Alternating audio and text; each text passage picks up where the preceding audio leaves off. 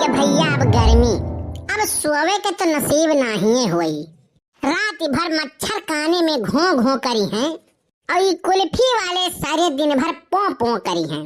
रात भर भैया ये मच्छर न सोवे दी हैं चैन से और दिन में ये कुल्फी वाले न सोवे दी हैं चैन से। हे भगवान, हम चीटी बनाए होते हो तो बहुत नीक रहा, सोवे से फुर्सत रहा कबो न सोईत हम।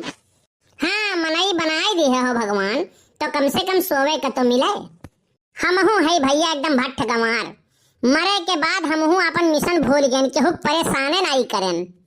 अब बताओ भैया, कल्लू के जियतो नहीं क्यों डरात रहा और मरे के बादो नहीं क्यों डरात है। हमरे ना रहे से कुछ लोगन का भैया बहुत फैलहार हो गया है। हमारे जिंदा रहे से कुछ आदमी के ऐसा लागत रहा, ऐसा तकलीफ होत रहा, जान पड़े भैया